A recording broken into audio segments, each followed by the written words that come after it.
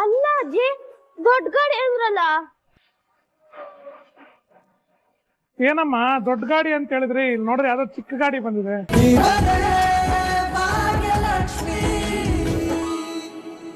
ಇನ್ನೇನು ಮತ್ತೇನು ಗತಿಯೆಂದು ಬೆವರದಿರು, ನಿನ್ನ ಕೈಯೊಳಗಿರುವುದೇ ವಿಧಿಯ ಲಕ್ಕಣಿಕೆ, ಕಣ್ಣಿಗೆಟಗುತ್ತಿದೆ ಸಾಗುತ್ತಿಹುದು ದೈವರ ಸಂಚು. ಅಣ್ಣ ಏನಾಯ್ತಣ್ಣ? ಆದಿ ಏನಾದ್ರು ಫೋನ್ ಮಾಡಿದ್ನಾ? ಎಲ್ಲಿದ್ದಾನಂತೆ? ಆಫೀಸ್ ಮುಗಿಸಿ ಭಾಗ್ಯನ್ ಮನೆಗೆ ಹೋಗಿದಾನಂತಮ್ಮ. ಏನು ಭಾಗ್ಯನ್ ಮನೆಗ? ಹೌದಮ್ಮ, ನನಗೂ ಒಂದ್ ಮಾತು ಹೇಳಲಿಲ್ಲ. ನಾನಾಗೆ ಫೋನ್ ಮಾಡಿದ್ಮೇಲೆ ತಿಳಿಸ್ತಾನೆ ನನಗೆ. ಏನಣ್ಣ ಇದು? ಮತ್ತೆ ಆದಿ ಆ ಭಾಗ್ಯನ ತುಂಬಾ ಹಚ್ಕೋತಿರೋ ಹಾಗೆ ಕಾಣಿಸ್ತಿದೆ. ಇಷ್ಟೆಲ್ಲ ಆದ್ಮೇಲೆ ಮತ್ತೆ ಅವ್ನು ಅಲ್ಲಿಗೆ ಹೋಗಿ ಕೂರೋದು ಚೆನ್ನಾಗಿ ಕಾಣಿಸಲ್ಲ ಅಣ್ಣ. ಬೆಳಿಗ್ಗೆನೆ ಅಲ್ಲಿಗೆ ಹೋಗಿದ್ದ, ಈಗ ಮತ್ತೆ ಕೆಲಸ ಮುಗಿಸಿ ಮತ್ತೆ ಅಲ್ಲಿಗೆ ಹೋಗಿದ್ದಾನೆ. ನಾಳೆ ಬೇರೆ ವಿಷಯಕ್ಕೆ ಎಡೆ ಮಾಡ್ಕೊಡ್ಬಾರ್ದಲ್ವಣ್ಣ? ನನ್ನ ಮಾತಲ್ಲಿ ಏನಾದ್ರು ತಪ್ಪಿದ್ರೆ ದಯವಿಟ್ಟು ಕ್ಷಮಿಸೋಣ. ಇಲ್ಲಮ್ಮ ಮೀನಾಕ್ಷಿ, ಆ ಥರ ಏನಿಲ್ಲ. ಅವನಿಗೇನೋ ಖುಷಿ ಸಿಗುತ್ತೆ ಅಂತ ಅಲ್ಲಿ ಹೋಗಿದ್ದಾನೆ. ಬರ್ಲಿ, ನಾನು ಮಾತಾಡ್ತೀನಿ. ಅಷ್ಟಕ್ಕೂ ಅವನೇನು ಒಬ್ಬನೇ ಹೋಗಿಲ್ಲ, ಜೊತೆಗೆ ಪೂಜಾ ಕಿಶನ್ ಹೋಗಿದ್ದಾರೆ. ಡ್ಯಾಡ್, ನಾನೀಗ ಹೇಳ್ತೀನಿ ಅಂತ ಬೇಜಾರು ಮಾಡ್ಕೋಬೇಡಿ, ಬಟ್ ನಂಗೆ ಇದ್ಯಾಕೋ ಸರಿ ಕಾಣಿಸ್ತಲ್ಲ. ಅತ್ತೆ ಸರಿಯಾಗಿ ಹೇಳ್ತಿದ್ದಾರೆ, ಇದೇನ್ ಹೊಸದಲ್ಲ ಡ್ಯಾಡ್. ಆ ಭಾಗ್ಯ ಬ್ರೋಗೆ ಮೋಸ ಮಾಡಿ ಏನೇನೆಲ್ಲ ಮಾಡಿದಾಳೆ ಅಂತ ನಿಮಗ್ ಗೊತ್ತಲ್ವಾ? ಅವಳಿಗೆ ಮಿಡಲ್ ಕ್ಲಾಸ್ ಮೆಂಟಾಲಿಟಿ ಇದೆ. ಶ್ರೀಮಂತ್ರನ ಬುಟ್ಟಿಗೆ ಹಾಕೊಳ್ಳೋದ ಅವಳ ಕೆಲ್ಸ. ಇದನ್ನ ನಾನು ಆವತ್ತಿಂದಾನೆ ಹೇಳ್ತಿದ್ದೀನಿ, ನೀವ್ ನೋಡಿದ್ರೆ ನನ್ಗೆ ಬೈತೀರಾ. ಈ ತರ ಮಾತಾಡಿದ್ರೆ ಮತ್ತೆ ನಿನ್ ಬೈತೀನಿ ನಾನು. ನೋಡು, ನಿನ್ನ ಅಣ್ಣನ ಬಗ್ಗೆ ಕಾಳಜಿ ತೋರಿಸೋದು ತಪ್ಪಲ್ಲ, ಆದ್ರೆ ನೀನು ಬಳಸೋ ಮಾತುಗಳಿದೆಯಲ್ಲ, ಅದು ತಪ್ಪು ಅಂತ ನಾನು ಹೇಳ್ತಿರೋದು. ನೋಡಿ ಡ್ಯಾಡ್, ನಾನು ಹೇಳ್ತಿರೋದು ರಾಂಗ್ ಅಂತ ನಿಮಗ್ ಅನ್ಸ್ಬೋದು, ಆದ್ರೆ ನಾನು ನಿಜಾನೇ ಹೇಳ್ತಿದ್ದೇನೆ.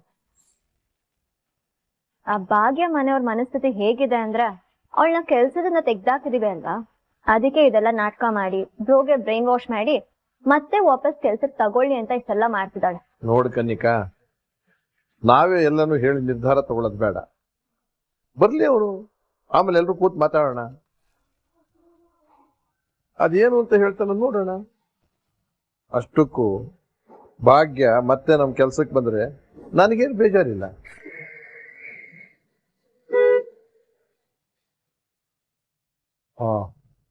ಅವನೇ ಬಂದ ಅನ್ಸುತ್ತೆ.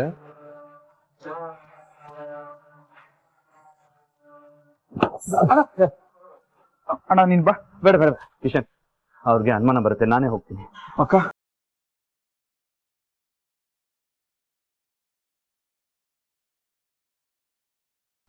ಈಗ ಅದೆಲ್ಲ ಬಿಡಿ, ನೋವೆಲ್ಲ ಹೇಗಿದೆ? ಪರವಾಗಿಲ್ಲ, ಮೈ ಮೇಲೆ ಸ್ವಲ್ಪ ಗಾಯ ಆಗಿದೆಯಲ್ಲ, ಬಟ್ ಪೇನ್ ಇಲ್ಲ. ಅಯ್ಯೋ ಹೌದಾ? ಇದೇನು ಹೊಸದಾಗಿ ಕೇಳ್ತಾ ಇದೀನಿ. ಅಷ್ಟೆಲ್ಲ ಗಾಯ ಇದ್ರೂ ನೋವಿಲ್ವಾ? ಯಾಕೆಂದ್ರೆ ನಾನು ತುಂಬಾ ಖುಷಿಲಿದ್ದೀನಿ, ಅದಕ್ಕೆ. ಬಾಕ್ಸಿಂಗ್ ಗ್ಲೌಸ್ ಮುಟ್ಟಿ ತುಂಬಾನೇ ದಿನ ಆಗಿತ್ತು, ನಿಮ್ಮಿಂದಾಗಿ ಮತ್ತೆ ಮುಟ್ಟೋ ಹಾಗಾಯ್ತು. ನಿಮಗೆ ತುಂಬಾ ಥ್ಯಾಂಕ್ಸ್. ನಾನಂತೂ ತುಂಬಾ ತುಂಬಾ ಖುಷಿಲಿದ್ದೀನಿ. ಖುಷಿಲಿದ್ದೀರಿ ಅಂದ್ಮೇಲೆ ನಾಳೆಯಿಂದ ಹೊಸ ಜೀವನ ಶುರು ಅನ್ನಿ. ನಾಳೆಯಿಂದ ಅಲ್ಲ, ಇವತ್ತಿಂದಾನೆ, ಈ ಕ್ಷಣದಿಂದನೇ ಶುರು. ಇನ್ಮೇಲೆ ನನ್ನ ಜೀವನದಲ್ಲಿ ಸಮಸ್ಯೆಗಳು ಅನ್ನೋದೇ ಇರೋಲ್ಲ. ಹಬ್ಬಬ್ಬಬ್ಬಾ, ಇಷ್ಟು ಒಳ್ಳೆ ಬುದ್ಧಿ ಬರೋದಕ್ಕೆ ಬಾಕ್ಸಿಂಗ್ ಪಂಚೆ ಬೇಕಾಯ್ತು ನೋಡಿ.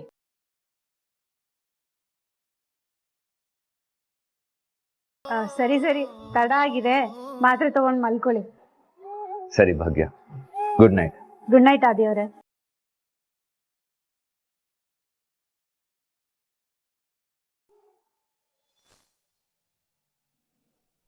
ನೋಡಿ, ಇಷ್ಟು ದಿನ ತಾಂಡವ್ ನಾನಿಬ್ರು ಈ ಪ್ರಾಜೆಕ್ಟ್ನ ಹ್ಯಾಂಡಲ್ ಮಾಡ್ತಾ ಇದ್ವಿ, ಆದರೆ ಇನ್ನು ಮುಂದೆ ಹಾಗಾಗಲ್ಲ. ತಾಂಡವ್ ಯಾವ ವಿಷಯಕ್ಕೂ ಇನ್ವಾಲ್ವ್ ಆಗಲ್ಲ. ಆಗಲೇ ಇನ್ವೆಸ್ಟ್ಮೆಂಟ್ ಮಾಡಿದ್ದೀನಿ, ಸೊ ಈ ಪ್ರಾಜೆಕ್ಟ್ ನಂದು. ಎಷ್ಟು ಬೇಗ ಆಗುತ್ತೋ ಅಷ್ಟು ಬೇಗ ಈ ಪ್ರಾಜೆಕ್ಟ್ನ ನಾವು ಮುಗಿಸ್ಬೇಕು, ಇಲ್ಲ ಅಂತಂದ್ರೆ ನಮಗೆ ಲಾಸ್. ಅಲ್ಲ ಸರ್, ತಾಂಡವ್ ಸರ್ ಇಲ್ಲದೆ ಈ ಪ್ರಾಜೆಕ್ಟ್ ಯಾಕೆ? ತಾಂಡವ್ ಇಲ್ಲದೆ ಈ ಪ್ರಾಜೆಕ್ಟ್ ಮಾಡಕ್ ಆಗತ್ತೆ ಅನ್ನೋ ನಂಬಿಕೆ ಇಲ್ವಾ? ನೋಡಿ, ನನ್ನ ಜೊತೆ ಕೆಲಸ ಮಾಡೋಕ್ಕೆ ನಂಬಿಕೆ ಇರೋರು ಬೇಕು. ಈ ಪ್ರಾಜೆಕ್ಟ್ ಕಂಪ್ಲೀಟ್ ಮಾಡ್ತೀವಿ ಅನ್ನೋ ಧೈರ್ಯ ಇದ್ರೆ ಸಾಕು. ಇಲ್ಲದೆ ಇರೋರು ಇಲ್ಲಿರೋ ಅಗತ್ಯನೇ ಇಲ್ಲ. ಆಗಲ್ಲ ಸರ್, ಅವ್ರೇನಾದ್ರು ಅಬ್ಜೆಕ್ಷನ್ ಮಾಡಿದ್ರೆ ಅಂತ. ಅದೆಲ್ಲ ಏನೂ ಆಗಲ್ಲ. ಅವನಿಗೆ ಅಷ್ಟೆಲ್ಲ ಧೈರ್ಯ ಇಲ್ಲ. ನೀವು ಆರಾಮಾಗಿ ಪ್ರಾಜೆಕ್ಟ್ನ ಕಂಟಿನ್ಯೂ ಮಾಡಿ. ಧೈರ್ಯ ಇಲ್ಲ ಅಂತೆಲ್ಲ ಅನ್ಕೋಬೇಡ mister Adishwar Kamath. May I come ಇನ್?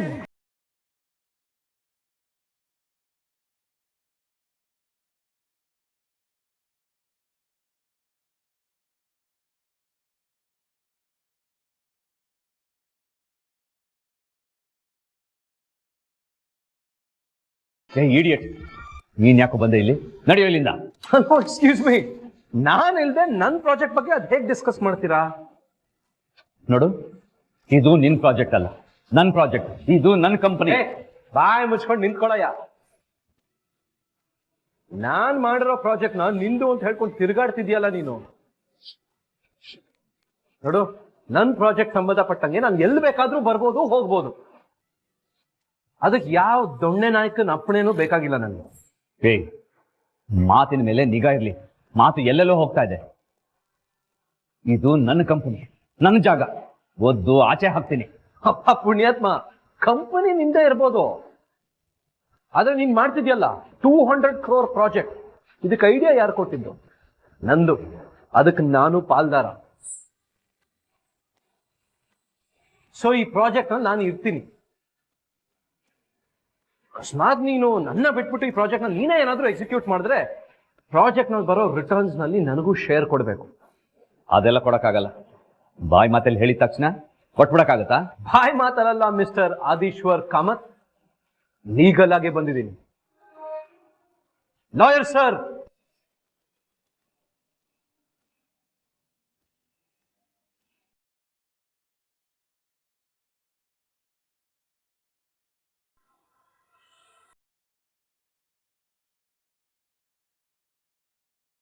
ನೋಡು, ಇದು ನನ್ನ ಐಡಿಯಾ. ಇಷ್ಟ ಇದ್ರೆ ಈ ಪ್ರಾಜೆಕ್ಟ್ ನಲ್ಲಿ ನನ್ ಜೊತೆ ಕೆಲಸ ಮಾಡು. ಇಲ್ವಾ, ಬಾಯಿ ಮುಚ್ಕೊಂಡು ಹೋಗ್ತಾ ಇರು. Get lost mister Adishwar Kamath.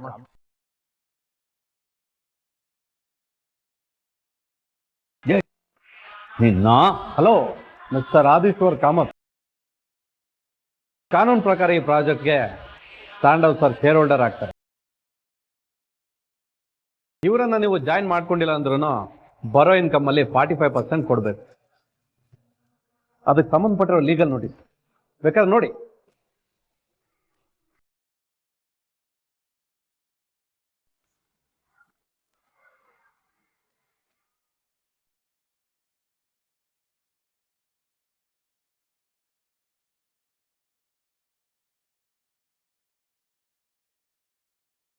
ಅಣ್ಣ ಏನ್ ಮಾಡ್ತಿದ್ಯಾ ನೀನು? ಕಾರ್ ಕೂಡ ಬೇಡವಾ?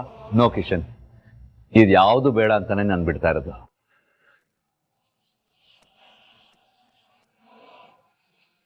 ಈ ಕ್ಷಣದಿಂದ ನನ್ನ ಜೇಬು ಖಾಲಿ, ಮನಸ್ಸು ಖಾಲಿ. ನೋಡಾದಿ, ನೀನೇನೇ ಮಾಡು, ಮನೆಗಂತೂ ಬರಲೇಬೇಕು.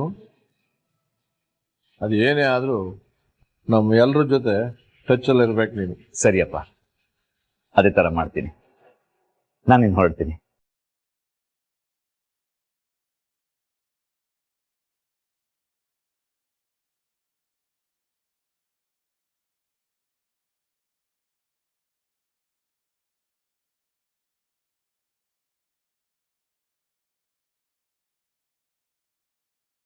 ಇವತ್ತಿಂದ ದಿ ಗ್ರೇಟ್ ಕಾಮತ್ ಬಿಸ್ನೆಸ್ ವೆಂಚರ್ಗೆ ನಾನೇ ಬಾಸ್.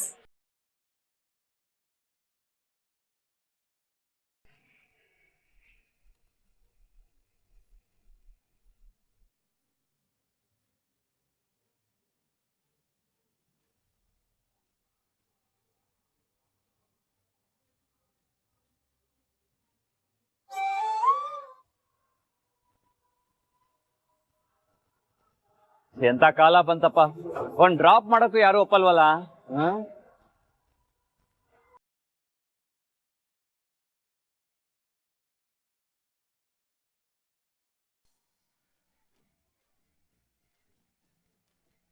ಎಲ್ಲಿದ್ಯಮ್ಮ ಗಾಡಿ? ನಾನು ಇನ್ನೊಂದ್ ಕಡೆ ಪೂಜೆಗೆ ಹೋಗ್ಬೇಕು, ಲೇಟ್ ಆಗುತ್ತೆ. ಸಾರಿ ಸಾರಿ, ಅದು ದೊಡ್ಡ ಗಾಡಿ ನೋಡಿ, ಬರೋದು ಸ್ವಲ್ಪ ನಿಧಾನ ಆಗ್ತಾ ಇದೆ ಅಷ್ಟೇ. ಹಿಂದೆ ನೋಡಿ, ಪೂಜೆಗೆಲ್ಲ ತಯಾರಿ ಆಗೋಗಿದ್ಯಾ? ಗಾಡಿ ಬಂದ ತಕ್ಷಣ ನೀವು ಪೂಜೆ ಮಾಡೋದು, ಹೊರಡೋದು, ಆಮೇಲೆ ತಡ ಆಗಲ್ಲ. ಆಮೇಲೆ ಪುರೋಹಿತರೆ, ವಾಸ್ತು ಪ್ರಕಾರ ಗಾಡಿ ಯಾವ ಕಡೆ ನಿಲ್ಲಿಸ್ಬೇಕು? ಗಾಡಿ ಪೂರ್ವಕ್ ಮುಖ ಮಾಡಿ ನಿಲ್ಸಿ. ಅಜ್ಜಿ ಅಮ್ಮನ್ ಫೋನ್ ಮಾಡಿ ಎಲ್ಲಿದ್ದಾರೆ ಅಂತ ಕೇಳಿ. ಇದು ಕೇಳಿ.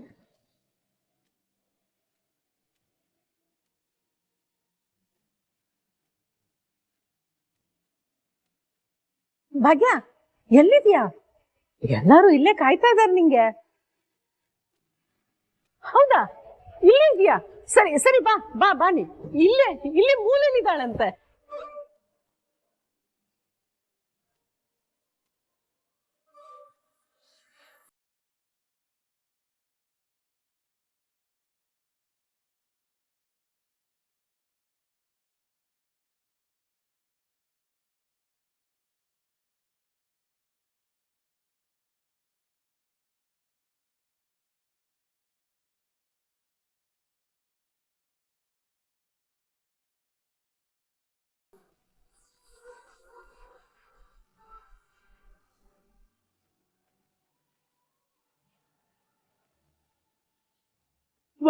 ಆದಿನ ಬರ್ತಾ ಇದ್ದಾನೆ.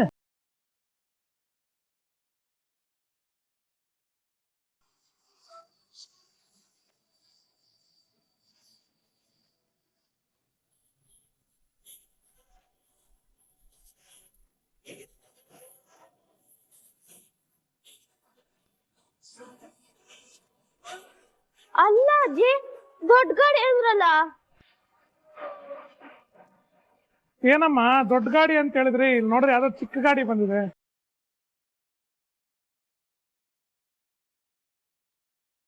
ನಾನು ಈ ಗಾಡಿ ಪೂಜೆ ಮಾಡಲ್ಲಮ್ಮ.